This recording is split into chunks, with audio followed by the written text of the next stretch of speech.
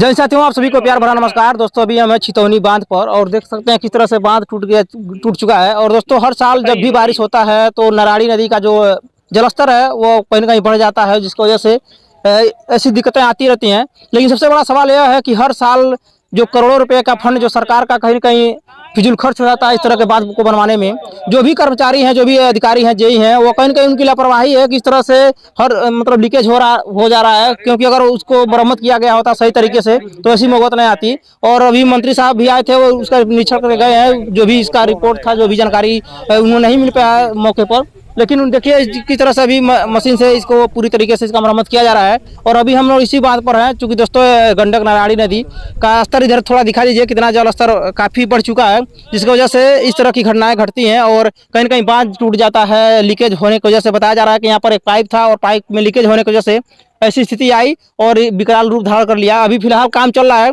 और हम लोग यहीं पर हैं और इसका पूरा रिपोर्ट आपको दिखाने का प्रयास कर रहे हैं। आइए साथियों, हम आपको बता दें, उत्तर प्रदेश सरकार के जल एवं सिंचाई मंत्री स्वतंत्र देव सिंह का दौरा इस नदी के बांध पर हुआ। क्योंकि दोस्तों यह जो नदी है गंडक नदी नारायणी नदी के नाम से जानी जाती है, हर साल देखा जाए तो अधिकारियों की लापरवाही सामने आती है और जिसकी वजह से सरकारी रुपए का कहीं न कहीं बहुत अधिक मात्रा में नुकसान होता है। बांध को बनवाने में लाखों करोड़ों रुपए का खर्च होता है। अगर सही समय पर जो भी सिंचाई विभाग के अधिकारी थे, अगर उनकी देखरेख में अगर इस बांध की मरम्मत की जाती, जहां भी कमियां थी उसको सही किया गया होता तो ऐसी स्थिति न आती और इतना भयंकर रूप से यह बांध न टूटा होता। दोस्तों आपको बता दें कि जब बांध टूटता है तो सबसे बड़ा नुकसान किसानों का होता है। किसानों की फसलें कहीं कहीं बर्बाद हो जाती हैं। सैकड़ों एकड़ की फसलें इस साल भी प्रभावित हुई इस बांध को टूटने की वजह से।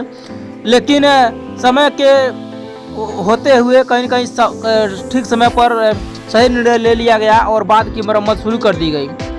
और इसी को ध्यान में रखते हुए उत्तर प्रदेश सरकार के मंत्री स्वतंत्र देव सिंह का भी दौरा इस बांध जो छितौनी बांध है, लगभग 13 किलोमीटर का यह बांध है और इसी बांध का एक हिस्सा कहीं न कहीं टूट चुका था और जिससे खतरा बना हुआ था कि अगर बारिश का चूँकि जलस्तर बढ़ रहा था, नदी की उफान पर अगर हो जाए तो बहुत बड़ा समस्या बन सकता था। इसी को ध्यान में रखते हुए मंत्री जी का दौरा रहा और जो भी समस्याएं थी उसके बारे में उन्होंने जानने का प्रयास किया। अधिकारियों को भी कहीं न कहीं निर्देश दिए कि जल्द से जल्द काम पूरा हो और जो भी लोग इस तरह की लापरवाही में दोषी पाए जाएंगे उनके खिलाफ भी कहीं न कहीं कार्रवाई की जाएगी।